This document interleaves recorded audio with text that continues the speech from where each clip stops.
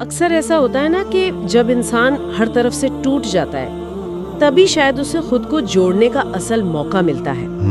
آج ہمارے پاس ایک ایسی ہی کہانی ہے جو بظاہر تو ناکامی کی داستان لگتی ہے، لیکن جب گہرائی میں جائیں تو یہ امید اور توکل پر بہت دلچسپ روشنی ڈالتی ہے۔ جی بالکل، اور اس کہانی کی سب سے خاص بات یہی ہے میرے خیال میں کہ یہ کسی آپ کہہ لیں کہ بڑے معجزے کی بات نہیں کرتی، صحیح، بلکہ یہ بتاتی ہے کہ اللہ کی مدد ہماری زندگی میں کیسے آتی ہے، مطلب چھوٹے چھوٹے عام سے واقعات کے ذریعے۔ جی، یہ جو اسباب اور توکل کا توازن ہے نا، یہ اسے بہت خوبصورتی سے سمجھاتی ہے۔ تو آئیے اس کہانی کو شروع کرتے ہیں۔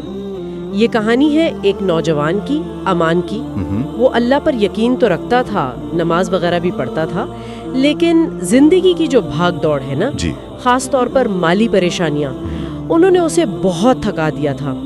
کام بند ہو گیا، قرض بڑھ گیا، مطلب وہ اس نہج پر پہنچ گیا تھا کہ اسے لگا بس میری قسمت ہی خراب ہے۔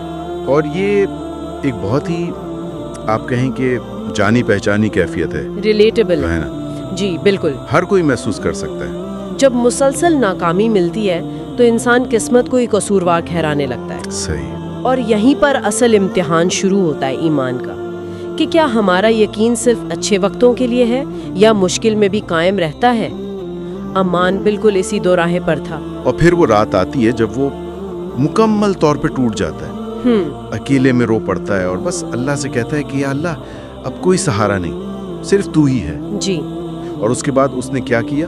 صرف 2 رکعت نماز پڑھی اور سجدے میں سب کچھ اللہ کے حوالے کر دیا۔ یہ جو مکمل سرنڈر کا لمحہ ہے نا، یہ کہانی کا سب سے اہم موڑ ہے۔ بالکل بالکل۔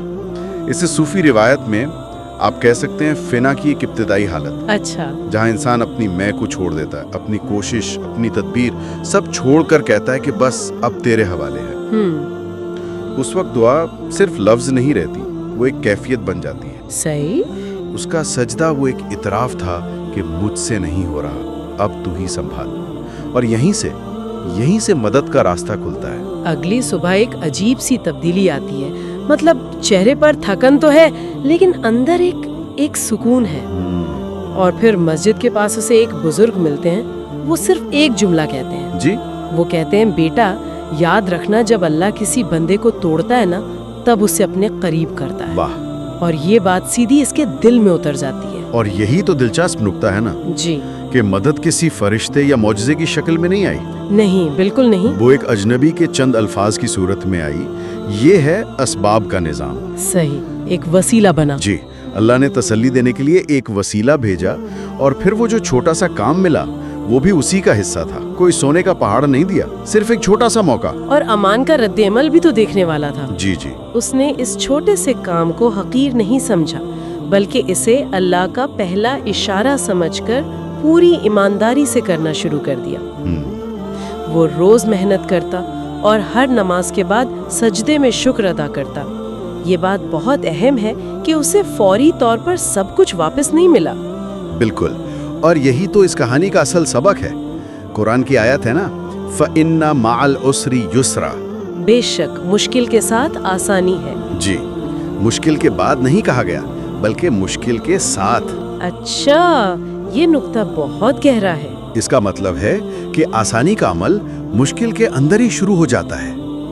امان کا صبر، اس کا شکر اور اس کی وہ چھوٹی سی محنت، یہ سب اس آسانی کا حصہ تھے جو اس کی مشکل کے دوران ہی چل رہا تھا۔ اور پھر وہی ہوا جس کی امید کی جاتی ہے۔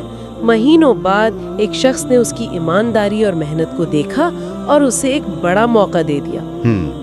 امان کی زندگی آہستہ آہستہ پٹری پر واپس آ گئی، قرض اتر گیا، گھر میں سکون آ گیا۔ جی، اور ایک دن جب وہ اسی جگہ سے گزرا جہاں وہ کبھی رویا کرتا تھا تو اس کی آنکھوں میں پھر آنسو تھے، لیکن اس بار شکر کے۔ تو یہ کہانی ایک پورا دائرہ مکمل کرتی ہے۔ جی، یہ دکھاتی ہے کہ اللہ کا سنبھالنا ہمیشہ فوری اور ڈرامائی نہیں ہوتا۔ یہ ایک عمل ہے، ایک پروسیس ہے۔ صحیح۔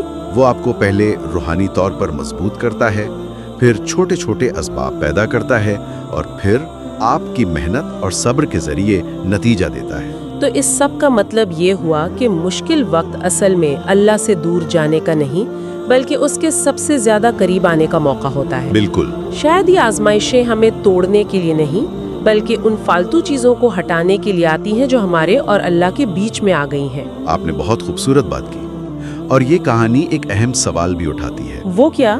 ہم اکثر اپنی زندگی کی مشکلات کو سزا یا بدقسمتی سمجھتے ہیں نا؟ جی، عام طور پر ایسا ہی سوچا جاتا ہے۔ کیا ہو اگر ہم انہیں ایک ٹریننگ کے طور پر دیکھنا شروع کر دیں؟ ایک ٹریننگ؟ جی، ایک ایسا عمل جس کے ذریعے ہمیں کچھ ایسا سکھایا جا رہا ہے جو ہم اچھے وقتوں میں کبھی نہیں سیکھ سکتے تھے۔ یہ سوچنے کی بات ہے کہ ہماری موجودہ آزمائش دراصل ہمیں کس بڑی آسانی کے لیے تیار کر رہی ہے۔